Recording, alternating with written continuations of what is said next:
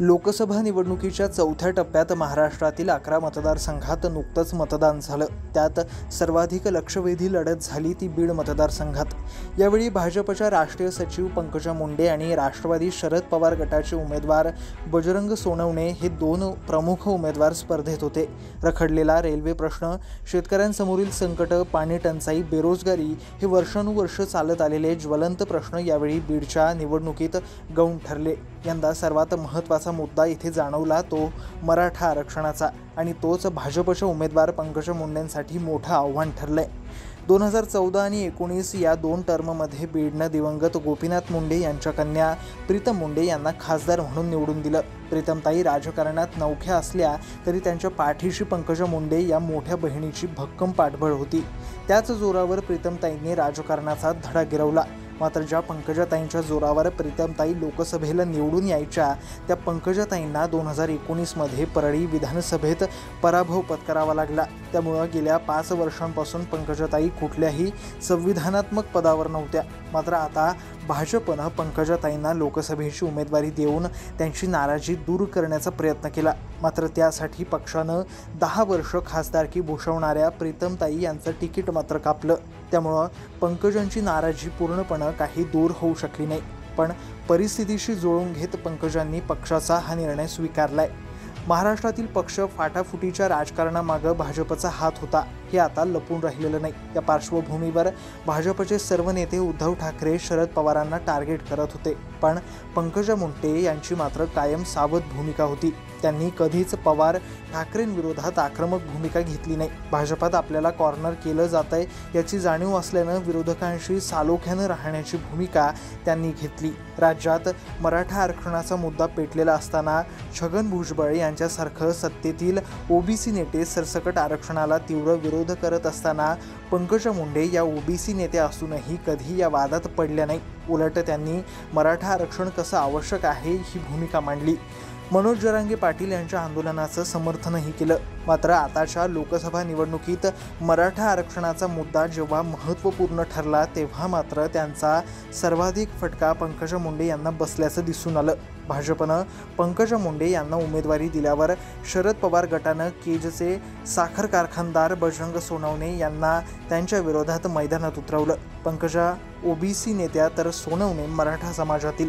राष्ट्रवादीत फूट पडल्यानंतर सोनवणे अजितदादा गटात गेले होते। पण शरद पवारांनी त्यांना पुन्हा आपल्या गोटात खेचून आणून मुंडेंविरोधात उभं केलं। 2019च्या निवडणुकीतही सोनवणेंनी प्रीतम मुंडेंची लढत दिली होती। तेव्हा 5 लाखांवर मतही घेतली। पण तेव्हा सोनवणेंच्या पाठीशी धनंजय मुंडे यांची ताकद होती। यंदा परिस्थिती वेगळी आहे। यंदा धनंजय आपली बहीण पंकजांच्या पाठीशी आहे। बीड जिल्ह्यातील 6 पैकी 5 आमदारही पंकजांच्या पाठीशी आहे।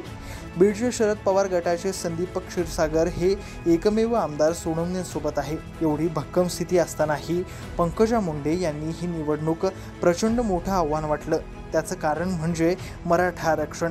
सरसकट मराठा समाजाला ओबीसीतून आरक्षण देण्यास महायुतीनं नकार दिल्यामुळे हा समाज सरकारवर नाराज आहे। त्यामुळे मनोज जरांगे पाटील यांनी मराठा समाजाला मात्र त्रास देणाऱ्यांना पाडा असे आदेश समाजाला दिले। त्यांनी कुणाचं नाव घेतलं नसलं तरी समाजात योग्य तो संदेश केलाय।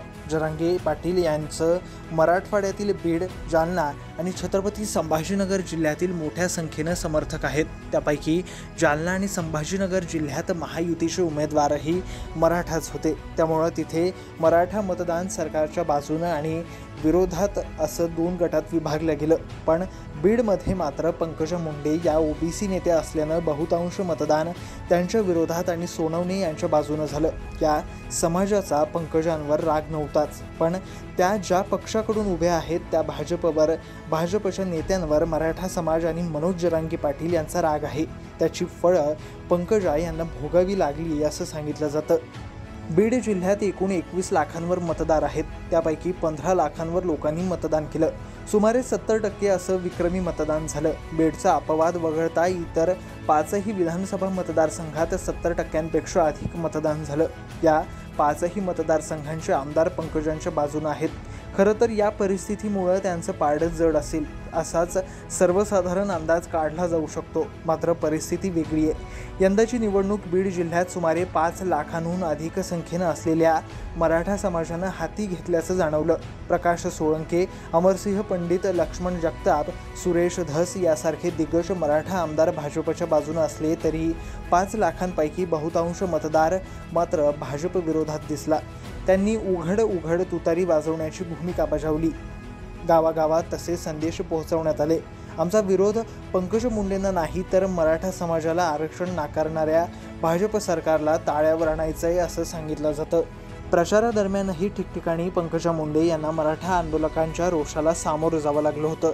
या विरोध परवडणारा नाही असं तिथेच त्यांच्या लक्षात आलं होतं. म्हणूनच त्या प्रचाराच्या शेवटच्या टप्प्यात पंकजांनी छत्रपती उदयनराजे भोसले, उपमुख्यमंत्री अजित पवार अशा दिग्गज मराठा नेत्यांना प्रचारासाठी जिल्ह्यात आणलं. अंबाजोगाईत पंतप्रधान नरेंद्र मोदींची सभा घेतली. पण यंदा मराठ्यांनी पक्का निर्धारच केल्याचं दिसून आलं. कुणीही येवो आणि कुणीही काहीही सांगो, यंदा कमळाला मतदान करायचं नाहीच असा निर्धार ठिकठिकाणी दिसला. मराठा समाज बहुसंख्येनं असलेली गावं कमळाविरोधात गेली.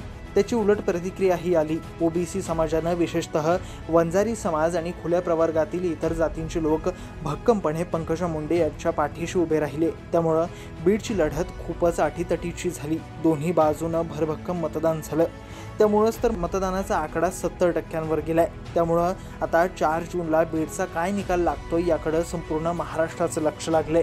पंकजा मुंडे विजय झाल्या तर बीडला केंद्रात मंत्रिपद मिळू शकेल. त्यांच्या माध्यमातून जिल्ह्याचा विकास होईल. रखडलेला रेल्वे मार्ग मार्गी लागेल असं त्यांचे समर्थक सांगतात. मोदींना तिसऱ्यांदा पंतप्रधान बनवायचं असेल तर पंकजांना खासदार कराच असंही त्या सांगितलं जातंय. तर दुसरीकडे मराठा आरक्षणाचं आश्वासन देऊन समाजाची फसवणूक करणाऱ्या भाजपला यंदा धडा शिकवायचाच असा निर्धार मराठा समाजानं केलेला दिसतोय.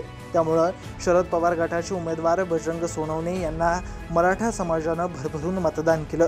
खरं तर मराठा महासंघाचं पूर्वाश्रमीचे नेते अशोक हिंगे यांनी वंचितनं मैदानात उतरवलं. त्यामुळं काही मराठा समाज त्यांच्या बाजूनं मतदान करेल असं सुरुवातीला वाटत होतं. पण भाजप विरोधातील मतदान वाया घालवायचं नाही असा निर्धार करून बहुतांश मतदान सोनवणेंच्या बाजूनं वळवण्यात आलं. दुसरीकडं राष्ट्रवादी आणि शिवसेना फोडणाऱ्या भाजपला धडा शिकवायचा असा निर्धार केलेला एकही वर्ग सोनवणेंच्या बाजूनं वळला. त्यामुळं पंकजा मुंडे यांच्यासमोर मोठं आव्हान उभं राहिलंय.